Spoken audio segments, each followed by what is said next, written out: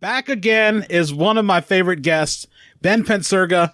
We are going to talk about a lot of things. I know some of the topics we will broach on include baseball movies and whatever else comes to mind, because normally that's how it goes with some of these podcasts. How are you doing today, Ben? How you doing, man? I am doing great. Thank you for coming back on the show, because you are almost close to how SNL has their Five Timers Club. You're basically on time number 4. Yeah, it's always good talking to you, man. I mean, for those who don't know, Earl and I worked together, I don't know, it wasn't 10 years, but it was a long time. We worked together for a long time, and we've been friends for a long time. So, Earl lives like 2 hours away right now, so I don't get to see him as often as I used to, so it's just good to talk. One thing that I know, especially being down in Salisbury, there is really one close movie theater in proximity to you guys, as opposed to going to Ocean City where some of the other ones are. And it's weird seeing how it looks like one theater company is sort of cornering the market there. Yeah, there's one movie theater in Salisbury. I could probably walk there. I might actually walk there. It gets most of the movies, independent movies, there too. Ocean City has a couple more movie theaters. They're only, so you get some different movies, thankfully, if you want a little variety. The seating is actually better there. Ocean City's kind of invested in the fancier leather seats and kind of stretch out and everything like that. If I can get out on a little rant here, already we're like 3 minutes in. The movie experience has changed a little bit. I think over the summer, I feel like everyone's kind of gone to assigned seating with their seats, which is kind of fun because I actually order my tickets in advance through the app and everything like that, so I can pick and choose my seats. But I don't understand people. I feel like every time I go there, people who are like almost going to fight over seats just because someone is not smart enough to realize they're not in the right row or they're not reading their ticket properly. There's always kind of drama.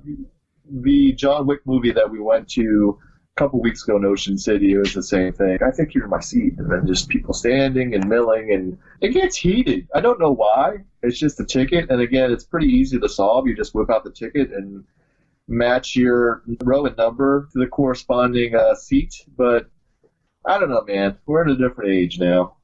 The biggest thing that I have with that whole row and sign seating thing, I understand the whole issue. If you have a middle seat, it can get really, really confusing as opposed to having an edge seat, because you're either seats 8 or 9 at the end or seats 1 and 2 on the opposite side. But once you start getting into the middle, you can lose track of, okay, where am I sitting? Is this 3? Is this 5? Is this 7?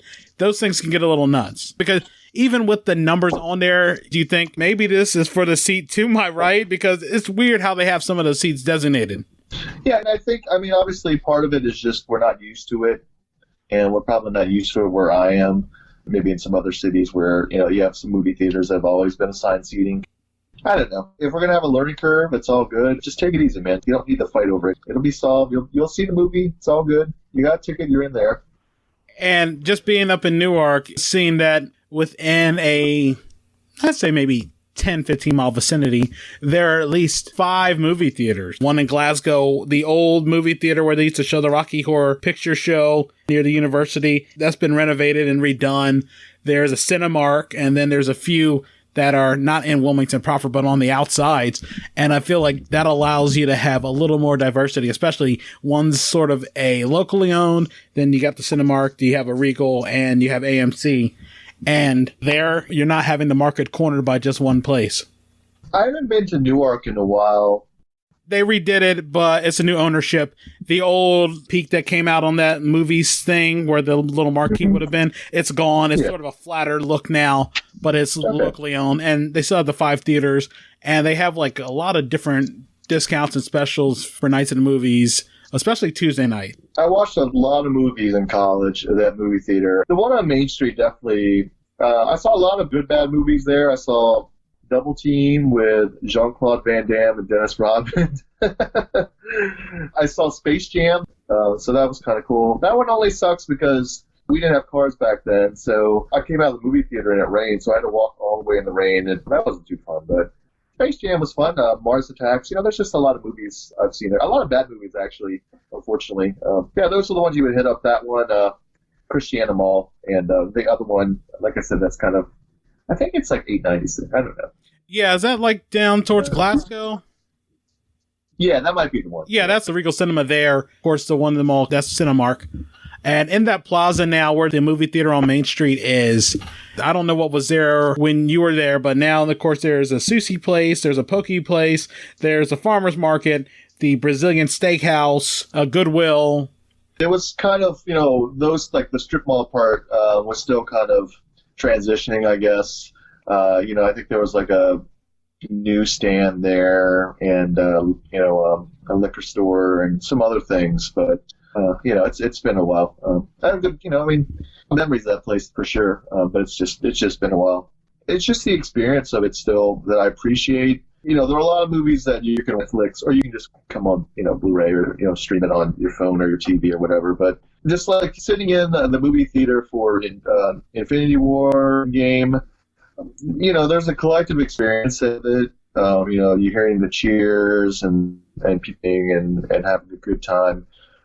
That you just don't get sitting kind of at your home on a couch. It's the same thing, I guess, live sporting event versus watching it at home on your TV. Just the spontaneity and energy you have watching with people. Even then, you get kind of connected with them. You get excited about it because you see Captain America doing whatever. So that's fun, for sure. Just talking about the movie experience, so it's all good. I have a podcast with our friends Keith Demko and Brad Wilkins. He's reviewing movies every week. But I wanted to talk to you, Earl, because you watch a lot of movies yourself, and you like sports movies, like I like sports movies, and we enjoy the same kind of some of these movies. It's baseball season. The Orioles are the Orioles, you can still watch some baseball or have baseball as entertainment through movies, and they're always going to be the same. I also wanted to talk to you, Earl, because I know you're a big fan of Major League. Major League came out 30 years ago this year, as well as another kind of like benchmark movie, Field of Dreams, which I know you haven't seen, and that's fine. People have mixed feelings about that movie. I think maybe like our generation, or like you're about one generation behind mine, or like a half. They have a fondness for it. I think a lot of people have a kind of a hot take of just like, it's trash. But I've come around. I liked it, then I didn't like it again. So I don't know. So if you watch it, great. If you don't, not a big deal. But I did want to talk to you a little bit about Major League because I know you enjoy that movie. Oh yeah, and going back to the Field of Dreams part, I always think one of the big things that you always hear people talk about, especially the emotional part of it, is just having one last catch with dad and things like that. Maybe some people didn't have that good of a relationship with their fathers, and that's why it may hit to home. Or some people had a really good relationship and just want that one last time with them. And that's a very understandable thing because emotion in movies, I feel like it's just like music. If you don't feel something at the end of a song, just like you don't feel anything at the end of a movie, then maybe it didn't hit you the way it should have. Yeah, exactly. And there are a lot of points like that. It's, I guess in its favor, it's sneakily funny. James Earl Jones, he's actually pretty entertaining. And obviously he has that speech that's pretty famous about baseball at the end of the movie. I used to have a tape of the last game of Memorial Stadium before they retired it, before Camden Yards back in '91. And, they're having the ceremonies at the end of the game, and that's the first thing they played on the scoreboard. They just play that whole speech from James Earl Jones. That was kind of like the capper of the entire thing. So, it's good stuff. It's good stuff. I mean, Field of Dreams definitely is a way different baseball movie than Major League. And now when you think about it, it's kind of funny that they both came out in the same year because they're really a lot different from each other. But both equally good. And, I have a lot of entertainment I find a lot of entertainment out of both of them. The sequel, not so much for Major League. I know you like that one. But I don't know. They're both pretty solid movies. And again, it's pretty cool to think they both came out in the same year. And they're both coming off the heels of Bull Durham, which is also a very popular movie. Again, I haven't seen that movie either. And I don't know. It's just not an issue of it not being something of interest. It's just I've never had the chance to see it. There's a lot of sports movies I haven't seen. I haven't seen Rudy. I haven't seen Hoosiers. I always just go back from those main points in those lines that you think. I always go back to Charles S. Dutton's speech in Rudy, because that is always the biggest thing when I think of that movie. Now that Rudy is Samwise from Lord of the Rings, I don't know if that's more of one of Sean Astin's better roles compared to what he's been doing ever since. Yeah, Rudy and Hoosiers are kind of bookends. It's made by the same director and the same writer, and they're kind of the same story, really, just underdogs who are kind of coming out on top. It's funny with Rudy too. Did you ever watch My Name is Earl? Yes. There's that episode where they basically have the entire cast come back.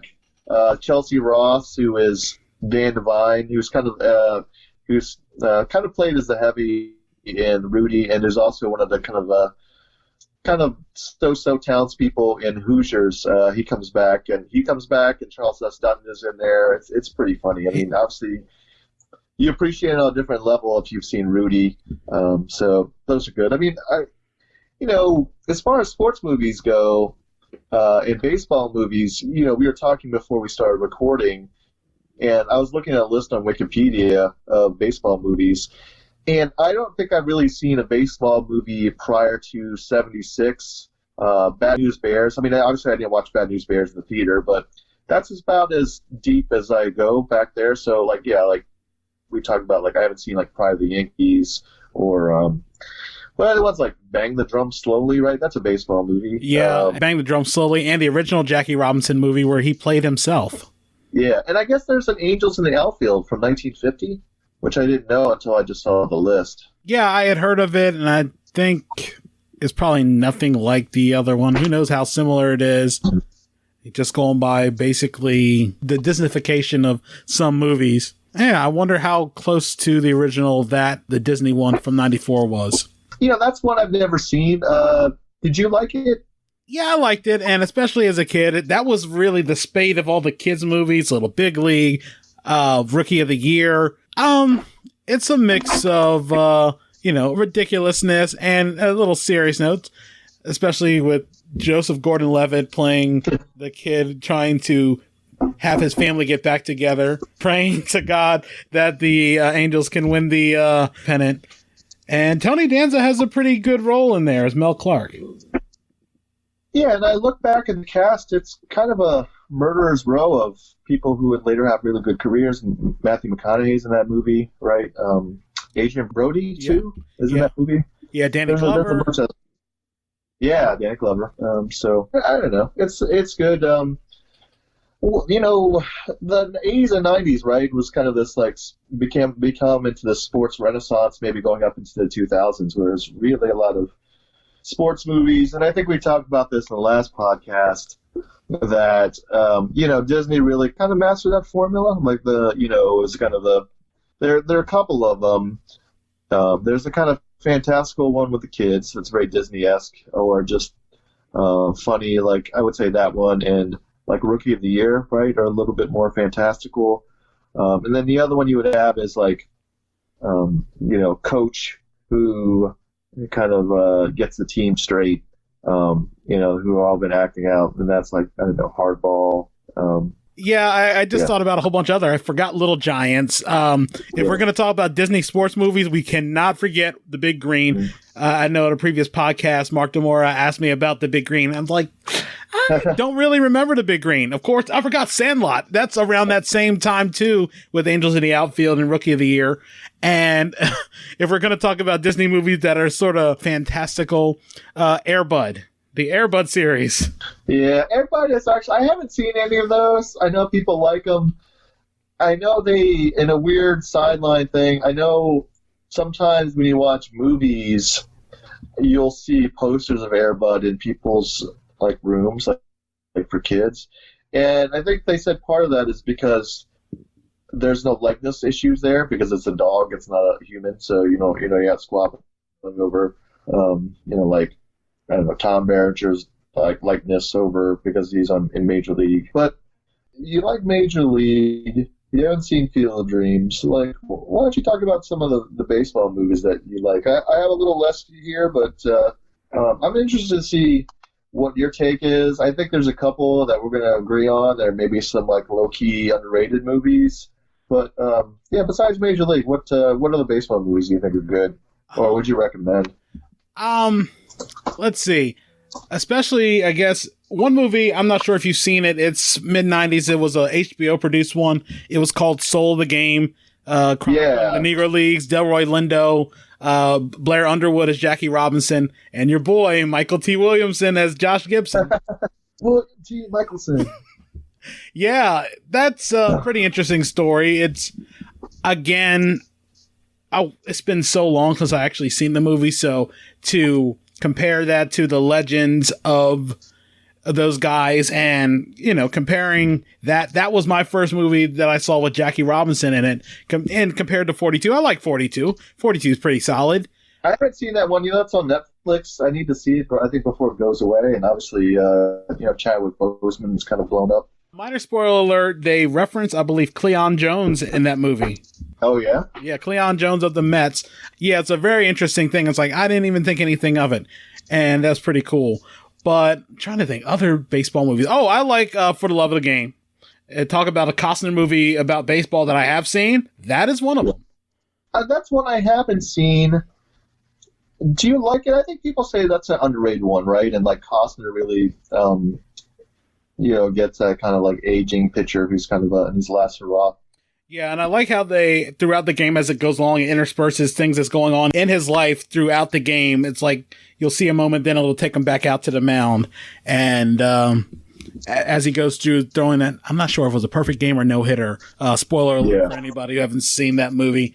But 20 years old. Yeah, I mean, I feel like that's the thing now. We got to say spoiler alert for people who haven't seen movies that are like 35 years old. And especially that whole uproar about when you can start releasing spoilers for Infinity War. That whole 2-week window when the Russo brothers said, yep, now it's fine. The commercials are spoiling some of the good parts about Endgame now. It's crazy. They were talking, I think Edgar Wright actually talked about how on Netflix they spoiled, what is it? The last movie in the trilogy, I can't think of what it's called. World's End? Oh, okay. Yeah, just through the trailer that they have on Netflix that is spoiled. I mean, the movie is fairly old. That came out around the time of This Is the End, which I feel like probably unfairly gets compared to sort of end of the world type things and all this stuff. And, the roguish group of guys that go around. You mentioned Hardball before. You've seen it? Yeah, I've seen it. Yeah, I don't know if they were trying to go Black Bad News Bears or what. I'm not sure. It's funny. Everyone says, again, spoilers, like everyone really just says like, when G-Baby dies, that just like changes the whole tenor of the movie and changes a lot of other stuff. So yeah, there's been moments in some movies where like, man, this movie is really, movie's fun little movie. Then, oh wow, that did not go the way I expected it. Trouble with the Curve. I've seen Trouble with the Curve. It's been years, so to even recall anything, I don't know. All I know that Justin Timberlake and Clint Eastwood are in it. Amy Adams, right, is in that movie. Yeah. Of course, I've seen Moneyball. That's a... Moneyball, I really like. The more I watch it, the more I enjoy it. Yeah, I think that's pretty cool, especially seeing Brad Pitt driving in the car, not going to the game. Yeah. The scene with the scouts is pretty good. When he's kind of, blowing up the system there, and his kind of the battles with Art Howe, I think, are pretty good. Oh, and Chris Pratt's pretty good in that movie. He's pretty enjoyable. Yeah, and again, it's one of those many movies before he blew up and became Chris Pratt, movie star. And I think was that before being on Parks and Rec? I think that was at his time, but obviously it was before Guardians of the Galaxy and the Jurassic World stuff. There's a lot of good moments in that movie. That scene where Brad Pitt, who is the A's general manager, comes to court. Chris Pratt's character is Scott Hatteberg, and they're just like, well, we want you to play first base, and Scott Hatteberg, Chris Pratt says, I don't know how to play first base, and Billy Bean's like, well, it's really easy. Like, tell him wash. And the coach there, who I guess is supposed to be Ron Washington, he's just like, it's incredibly hard. I'm like, oh, well, you'll learn. Things like that is very good. How he kind of confronts Dave Justice in the batting cage is good. And Jonah Hill's good. It's funny to think, Jonah Hill was nominated for an Oscar for that role. And it's funny to think the kid from Superbad has been nominated for 2 Oscars. So. Hey, it happens. And he's gone on to doing a little bit of directing now, too. So that's interesting. He might have just bypassed all that. I have seen, just looking through the list of movies, I look at this list. There's a few I forgot that were movies, and one that we shouldn't overlook, Mr. 3000. Mr. 3000, Bernie Mac. That is the one I really want to talk about because you and I have I think a deep appreciation of that movie.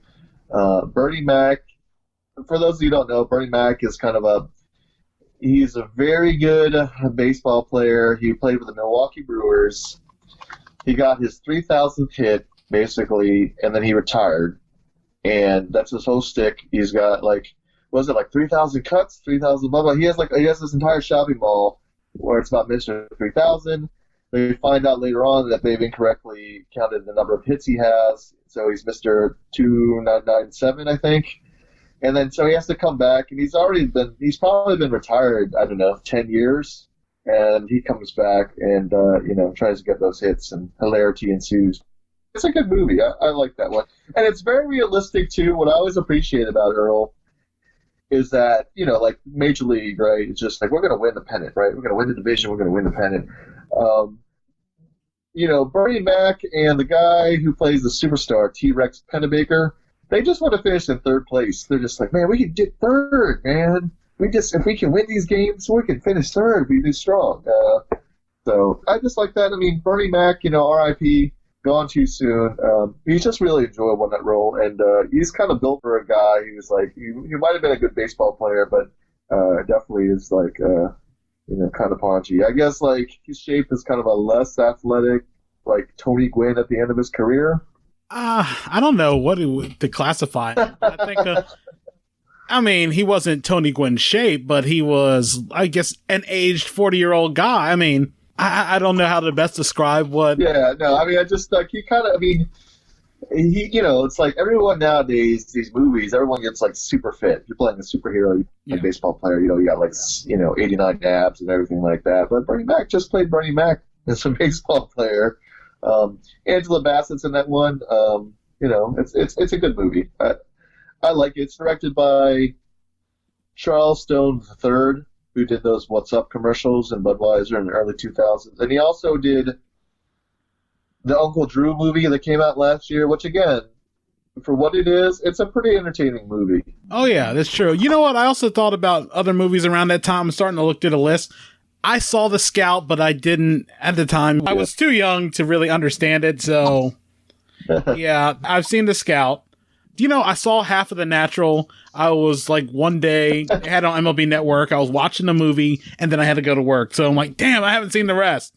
I think I've seen it after he got shot, and then that's when I had to go to work. Okay, well, the beginning is good, and then, kind of the downfall part is bad, and obviously, even probably if you haven't seen the entire movie, you've probably seen the ending, in the home run and stuff. I had a list of a couple movies that I personally liked. That Mr. 3000. We talked about Moneyball, Bad News Bears, the original, not the remake with Billy Bob Thornton. I just like that one. It has a charm to it. Water Mouth Owl is really good, as well as what's his name, who plays Kelly Leak, and then Tatum O'Neal. Oh, Jackie Earle Haley. Yeah, Jackie Earle Haley. Who, again, this guy who's kind of had a little recent renaissance now. He's working, so I appreciate that. We always disagree on this. I like Little Big League. I know you would favor Rookie of the Year over that. Yeah, Little Big League to me was just a little boring pacing wise. It just, I don't know. I wasn't very big into it. I watched it finally. I'm like, eh. Again, at the time it was I was 11, so. Yeah. and maybe watching it again, I'll have a different opinion, and I think that might change. And just over watching the zaniness and over the top stuff of Rookie of the Year, I think that's Yeah, I think that might change over time. Oh, you know a movie we did not talk about? I wonder if you have seen it, Brewster's Millions? Yeah, that's listed as a baseball movie on Wikipedia. I have not seen it. I know Richard Pryor is pretty good. I know the premise. And obviously spends a lot of the movie, right? He's got like Cubs gear on.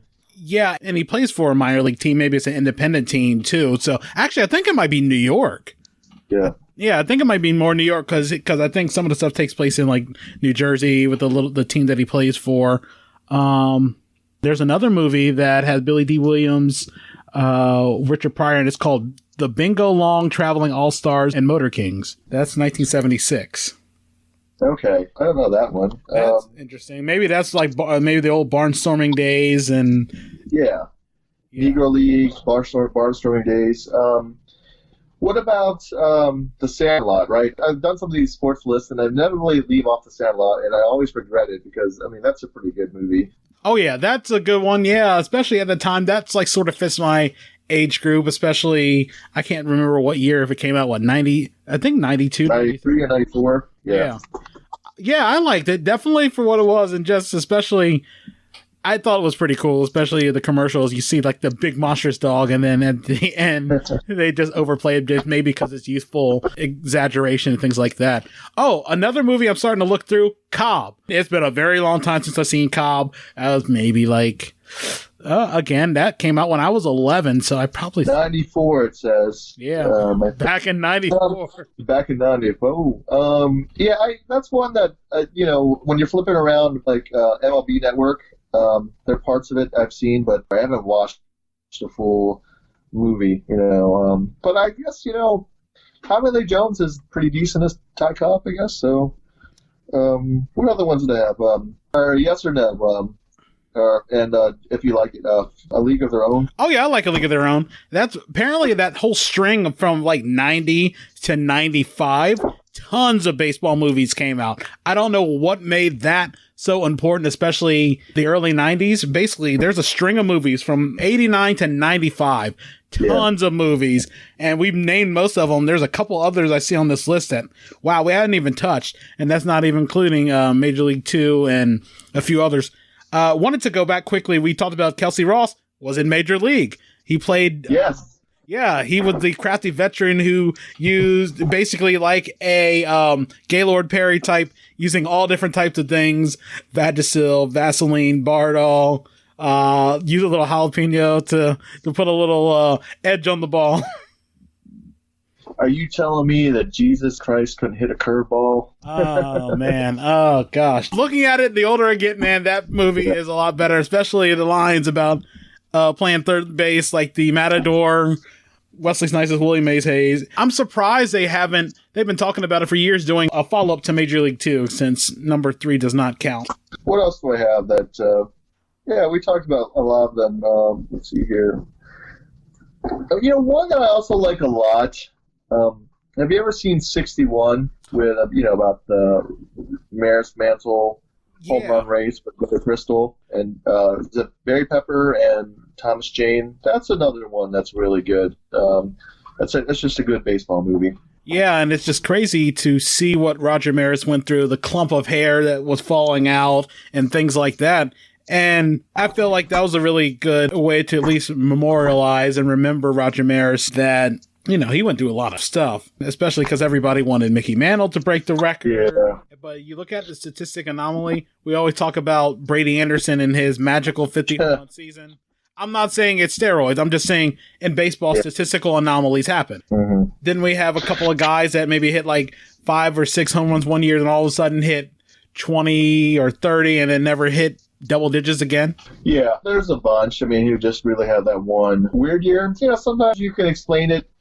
I think 87, right? It was kind of a rapid ball year, I think, and some of the other ones obviously maybe steroids oriented. But let me look at the other list here, see of other ones. Know that like 30 for 30's put out a bunch that have been good. Like the one about Fernando Venezuela. Did you know that Josh Duhamel played Bill Policeman Lee in a movie a couple years ago? Really? Yeah.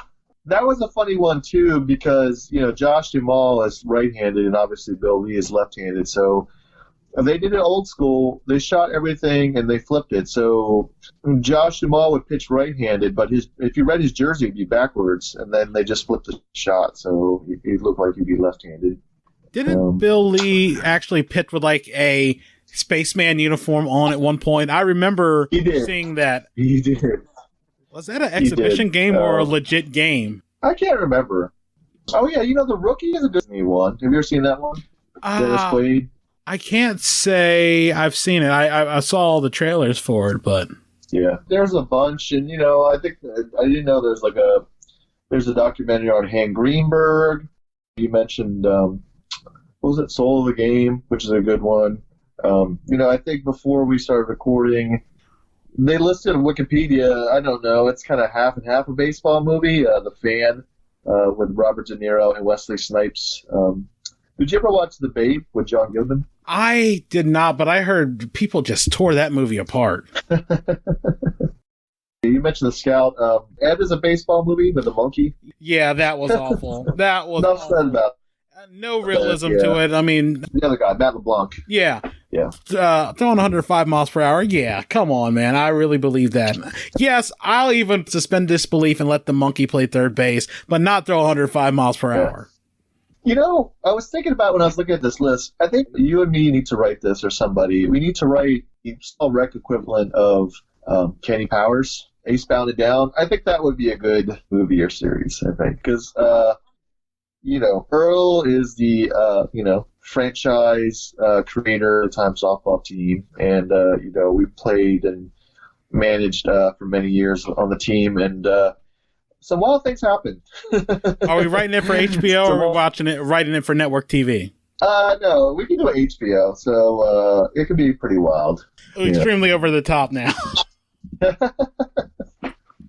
And we were just talking about, especially HBO and sports series. I don't know if you watched it, but they had it when it was a game where they would do all the black and white footage from like the pre-World War II stuff in the early 50s and things like that. And then I think they did their last one, which was right before the 70s kicked in. So you actually saw like some Orioles stuff. Because before it's St. Louis Browns, it's before expansion, the early days of the Mets and things like that, when baseball started to head west and everything. That was a pretty good series. I don't know where you can find those unless... I think my new movie watching device, of course, is the Fire Stick. Yeah. Sometimes you got to go out there and find stuff. And, there's different places where you can find tons of old movies that you really can't find on Netflix or Hulu or other things like that. One thing we didn't mention, too, I don't know how much you've seen of it. It's obviously, like, many parts. Ken Burns' Baseball? Yeah, it's been a long time since I actually watched it in whole. I remember when it first came out, I was just glued to the TV, and I knew they did that final inning. They did a 10th inning, which I have not seen, and when I started trying to watch it, I just never had the chance to finish it. Okay. It's just me falling asleep. It's me feeling old and just falling asleep. That's pretty much it. What is the worst baseball movie you think you've seen? Well, Major League Back to the Minors, that's one. I never watched Fever Pitch, which apparently went way, way differently from the book. It wasn't even about the same sport. Let's see, bad baseball movies. There's probably a few there. I think the other one, too, I can't finish it, but it's on MLB Network occasionally. Summer Camp. Yeah. Hey, you know what? In that case... Ken Griffey Jr. redeems himself, and him being the villain and Little Big League, he takes Freddie Prinze Jr. deep at the end. Yeah. I didn't even watch the whole movie, but I just knew he deep. I think the other staple of MLB Network's like movie catalog, right, is Mr. Baseball, which I like fine. I have not seen that fully. And again, there's a lot of stuff that came out when I was much younger that I hadn't seen and that I just haven't had the opportunity to see. I have no opinion on the movie, but I mean, I guess it seems pretty funny the way everybody talks about it, but... Dennis Haysbert's in it. I mean, obviously some of the, like, fish out of water, like, American Independence stereotypes probably don't play as well in 2019. I like how in the beginning, and the premise is kind of weird because, Tom Selleck is the Yankee slugger, and he's, quote, traded to Japan for this new guy crushing the ball, who's played by Frank Thomas, just kind of like in his, he's just killing it. Frank Thomas, height of his powers, not Frank Thomas, whatever that thing he sells now. Before we get to the Taylor thing, but Frank Thomas, if he's taking stuff that replaces testosterone, make you wonder a little bit, if you're trying to replace testosterone, why did it go down so quick? I know he's not that old. Him and Jeff Bagwell share the same birthday, but that's a little alarming. But all of a sudden you need to replace testosterone. And I know it happens among some men, but I don't want to put that out there because he's naturally big. He's a big guy, so I don't want to use the steroid thing. But honestly, that is sort of weird. I mean, I guess it's good to say that, when you get a certain age, you feel like you need to feel young again. Just sort of like, I'm just saying, like, I don't know. That, just like, it's weird when you hear that. It's definitely not like Rafael Palmeiro shilling particular things. So yeah, you should have used B12 all the time.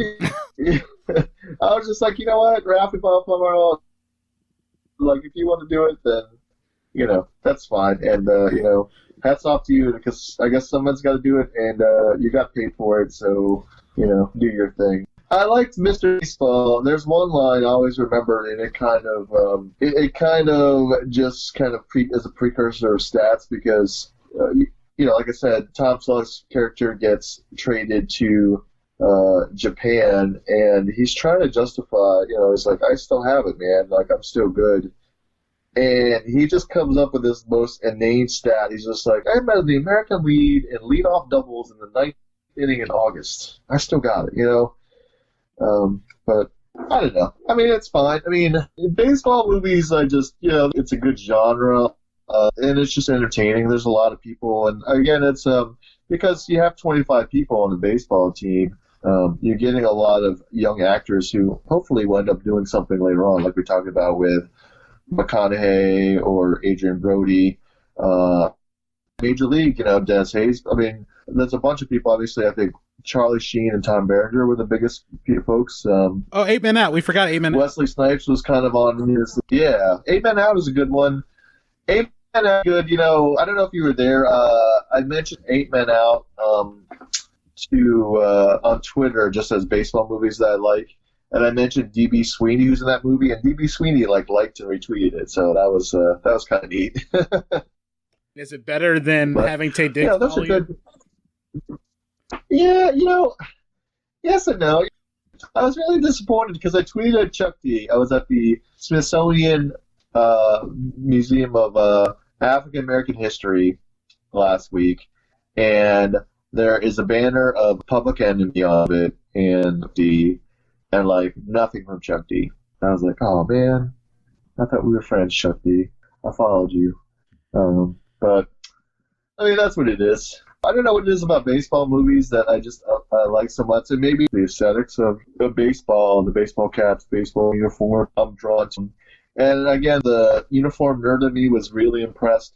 I think the most accurate one was probably Mr. 3000, because you're in two different eras. Because Bernie Mac's character, they're basically wearing their period-appropriate uniform at the time, which is a different kind of interlocking B and the uniforms. And then when they flash forward, it's a regular uniform. So that's like the small attention to detail appreciated with that movie. And, my jersey collection has been thinned out some, just because we're just so many, and you can only wear, one at a time, basically. But 2 movie jerseys that I have a Bad News Bears jersey with Tanner Boyle, right? I think the little scrappy second baseman.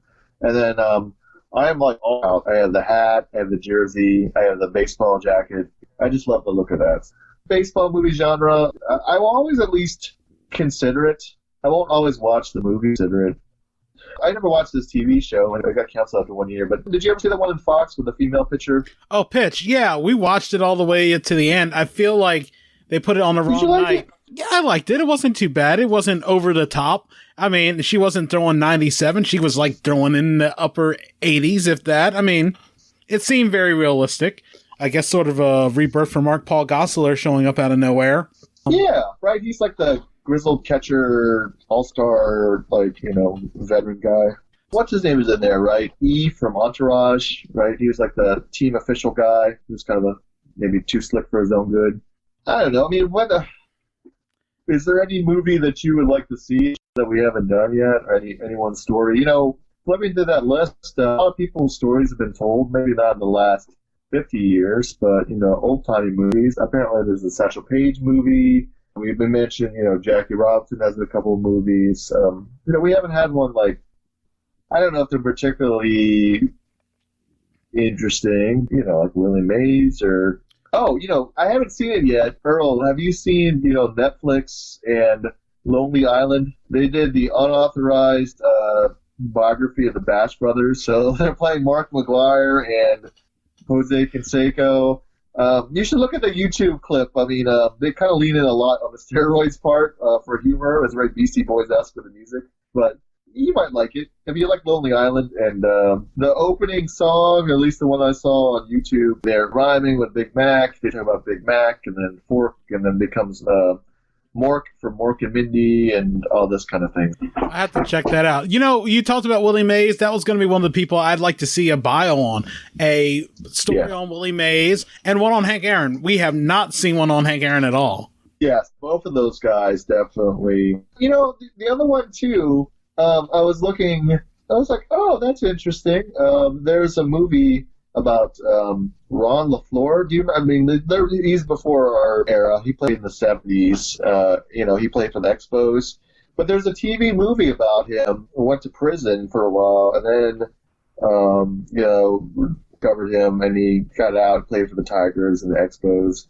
And there's a movie played, and LeVar Burton plays Ron Laflore.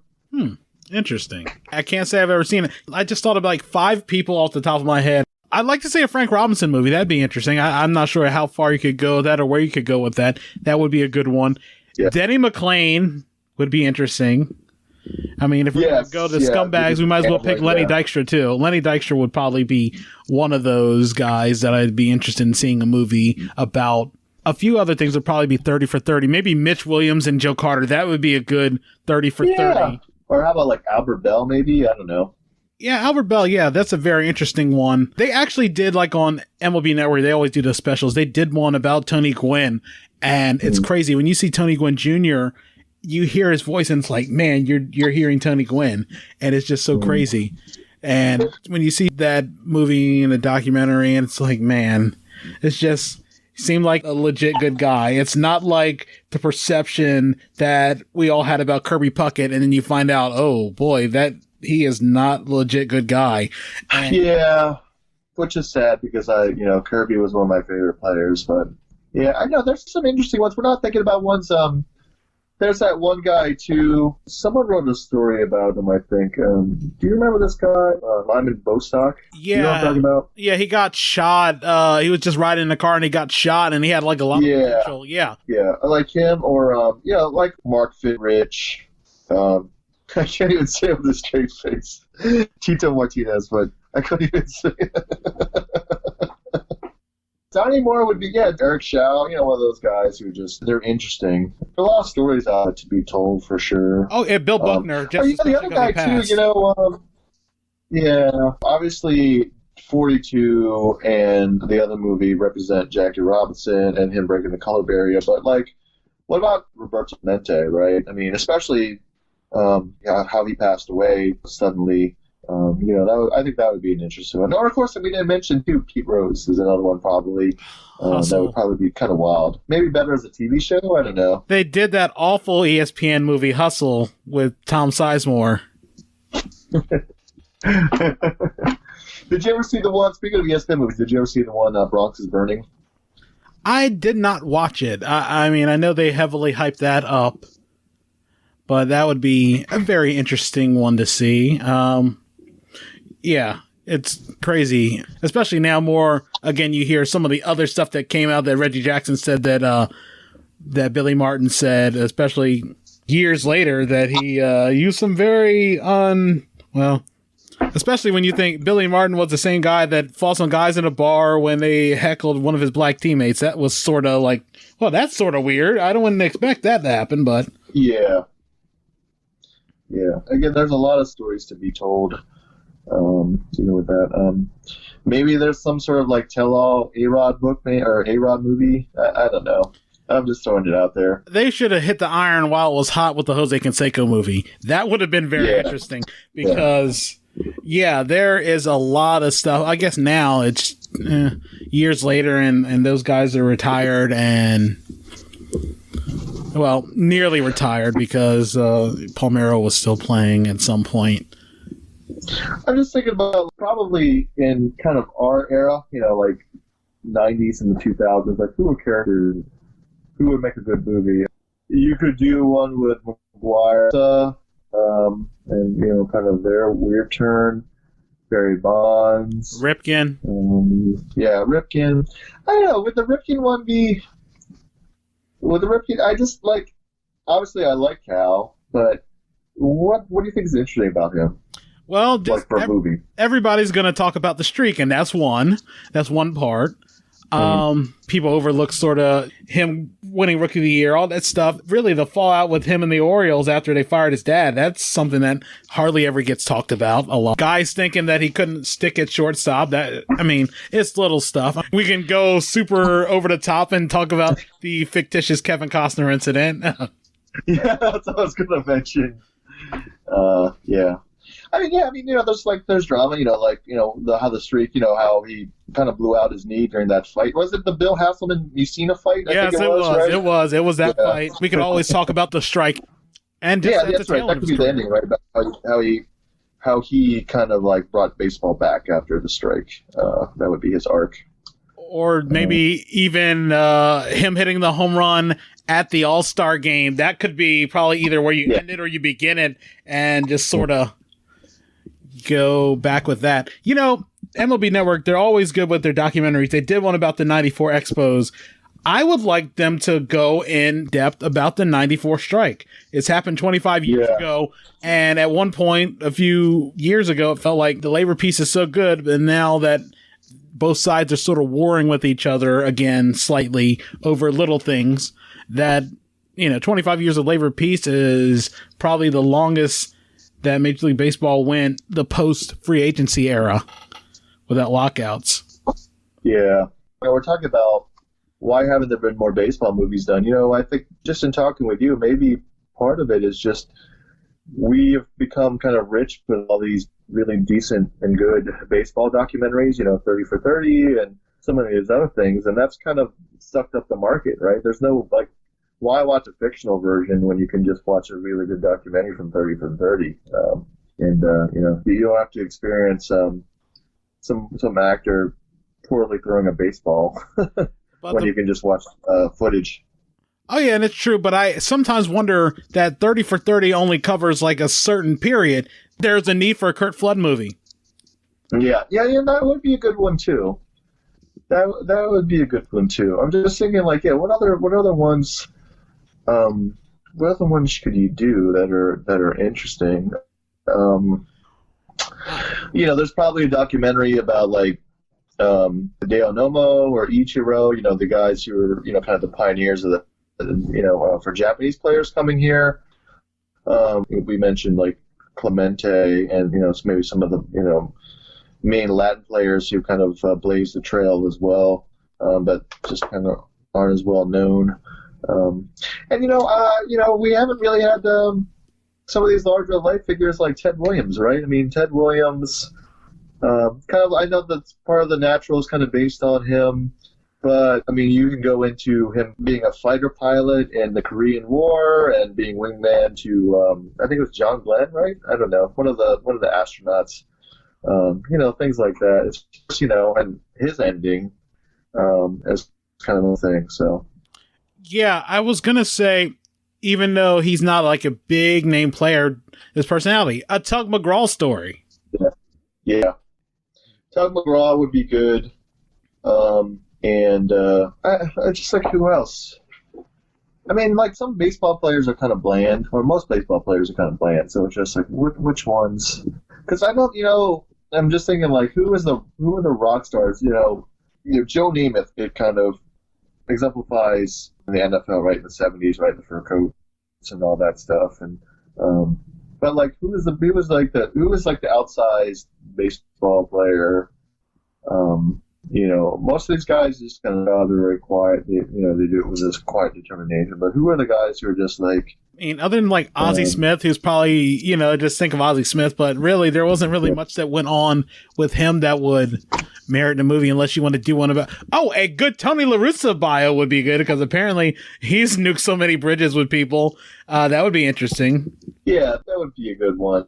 That would be interesting. I don't know, things to explore, right? I was just like, who else has a good story? I mean, some are more like Hallmark, Disney-esque. I mean, like, kind of overcome cancer, become, successful baseball players, like John Lester, Anthony Rizzo, those folks. I mean, that's the thing. It's just, there are a lot of good stories that are being told out there, but they're just being through documentaries. ESPN has a really good, their videos on YouTube are very good. They do a thing that's like, they basically kind of do little hits on like the downfalls of teams, like, the Marlins up Collapse. and downs. Yeah, I watch the Collapse ones all the time. Oh, Collapse, that's right, yeah. Beef History. Beef History, yeah. Which is not exclusive to baseball. But Beef History, always watch a Beef History, They're like, they're ones that I don't even know. They picked out some obscure ones, right? Did you see the one with, is it Jose Mesa and Omar Vasquel? Did you ever see that one? Oh, yeah, I always knew about that. He said he was going to hit him every time that he came up to the plate. I always remember after that, when the book came out, it's like, oh yeah, this is going to be interesting. And he kept his word. He kept his word. He did not go against it until like the end of his career. It's like, okay, I'm done. This is over.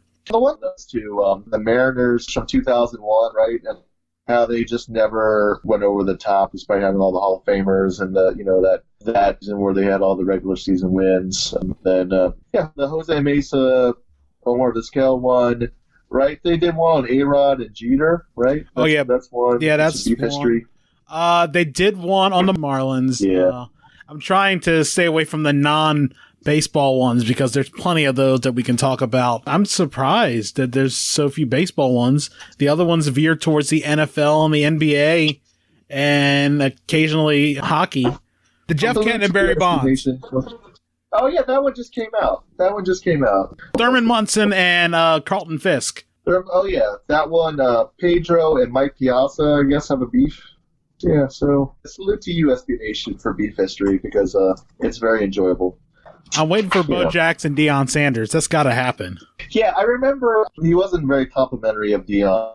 He basically was just, I think literally the quote was to say his crackers don't really fit well or something like that. He just, I don't know. Whatever the expression is, but... Yeah, I don't really see one. I mean, this one might be a little broad, but because it encompasses multiple sports. But eventually you do a Baltimore versus Pittsburgh one, saying that these teams face each other multiple times in multiple sports for championships and things like that. Yeah, there's definitely a lot. I don't know what the future holds for this, and... like I said, the good part is that, we're getting baseball content. It's not necessarily from movies. Yeah, I'm just trying to think of what else we would want to see. I feel like, I know they did some documentaries on those A's of the 70s on MLB Network. Yeah. There was this documentary back in the mid-90s on ESPN that when they were sort of in that kitschy phase, they did stuff on really the bad blood between pitchers and hitters. They were just talking about different stories and things like that. I remember Mike Flanagan was on it, and he said his grandfather used to have in his basement this thing that made this resin stuff that he would use to make artificial spitballs that he would use that he gave to Mike Flanagan.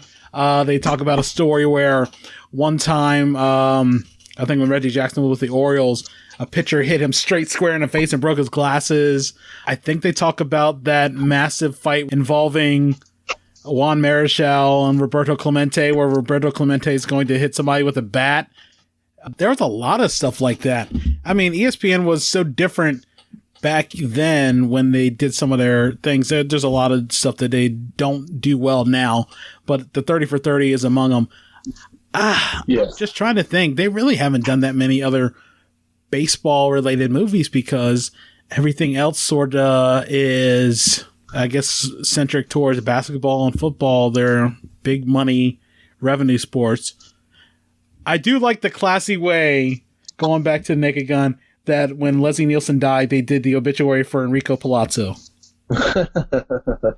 Yeah, that's all I got. Again, I just wanted to talk to you about baseball movies because it's the season, and it's just there's still some good ones out there, and I think between the two of us, I think we just shared a bunch of movies that neither you or I have seen, or just ones that that you like that I haven't seen, and vice versa. Still a lot to go on. Hopefully, it'll be enough to kind of occupy us as the Orioles kind of try to.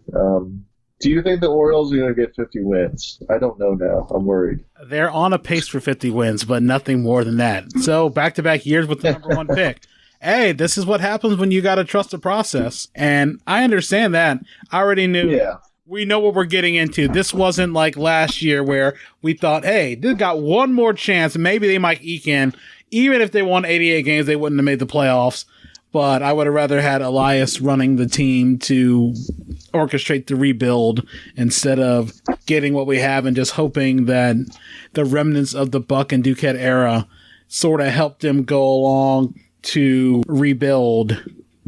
Because basically, this team, 80% of this organization still has Buck Showalter and Dan Duquette's fingerprints. Yeah, it will for a while. I think, okay, well, the Astros went through the same thing, and I looked at the Astros record, and the Astros were still winning like mid-50s, low 60s. And, I'm a member of a couple like baseball Facebook groups, and there's nothing you can really do because they're terrible. There's not.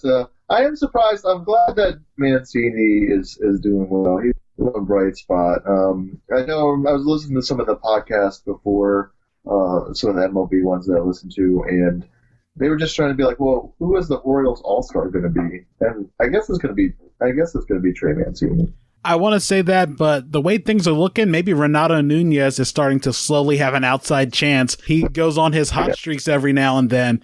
They are like maybe Luke Scott type hot streaks where he is just scalding hot, where you can't stop him, but then he has this huge cold streak.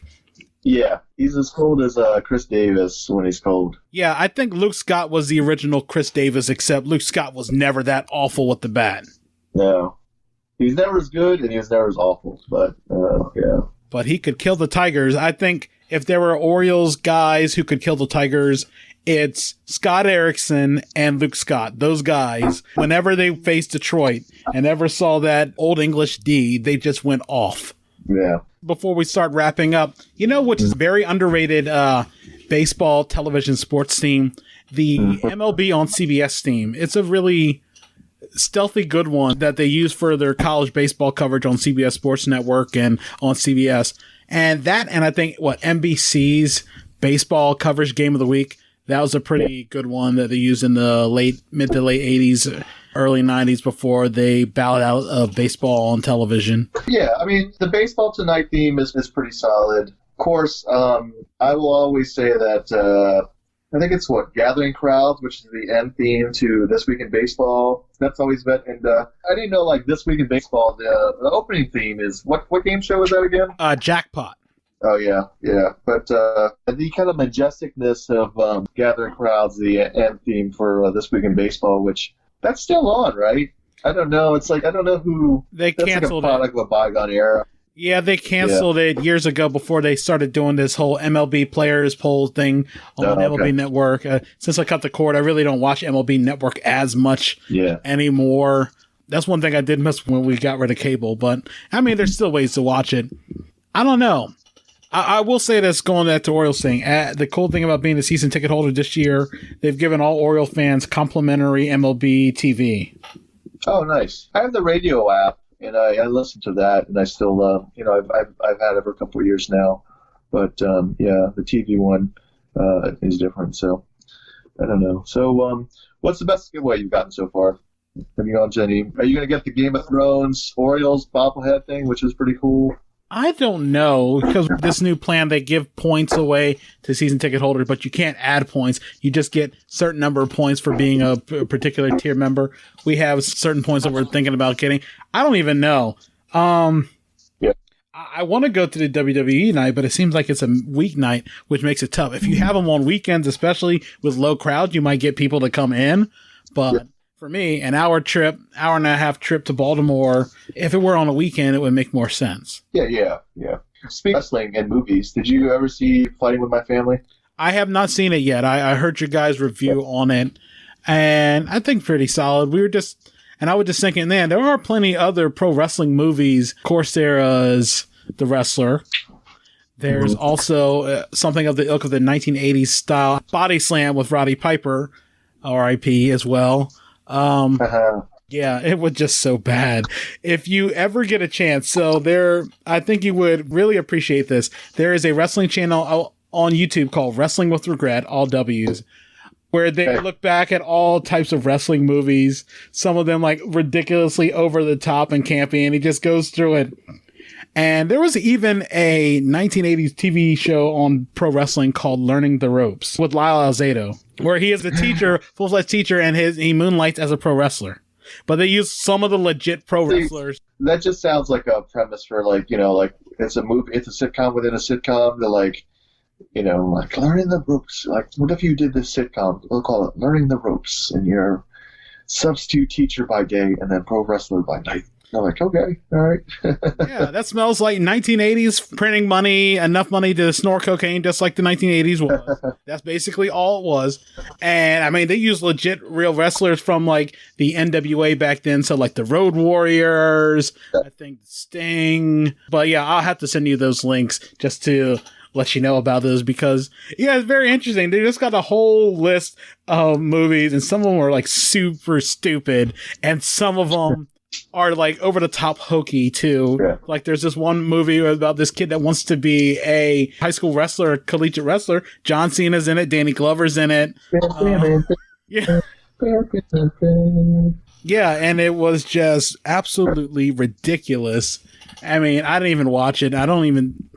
There are just so many reviews. I don't even think they've reviewed The Wrestler with Mickey Rourke, but there's like plenty of other things. And it just, when you look at it, it's like, oh boy, this is either not accurate to pro wrestling. This is ridiculously bad. Yeah.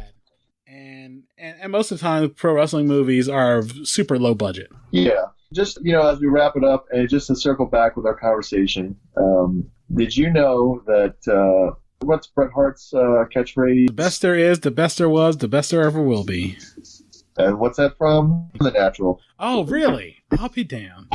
Yeah. It might have been a baseball movie that we talked about, so boom, brought it back full circle. Yeah, man, that's how it goes.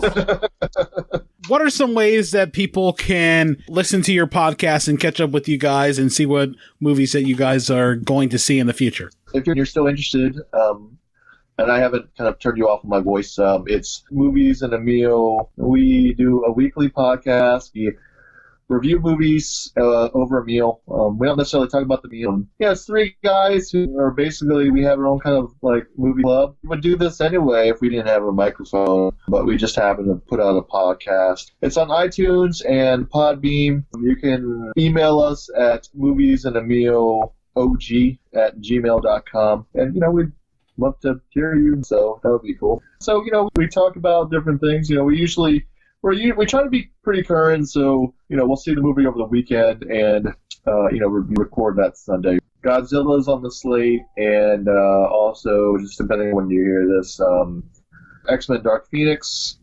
And then eventually, it's been out for a couple weeks, but we might circle back to, like, Detective Pikachu. Sounds like pretty good stuff. And, hopefully we'll have you back on as a guest sometime, or, the next time we do something, or do another list or whatever. So, you brought some good stuff. I think, the Christmas music one, I think, right? You were on. I think that was the last one where all of us were together, so. And I'm just trying to think. There really isn't many other, when it comes to Christmas songs, that's the only thing you can really do. I mean, I guess TV show themes, and then there's like a whole bunch of branching subjects there, which if you ever do that one, that might be a very long one because there's so much to talk about. And like I said, different genres, cartoons, TV shows, game shows. There's a lot to talk about. Well, Ben, I do appreciate having you on the show, and I look forward to having you back again. All right. Anytime, Earl.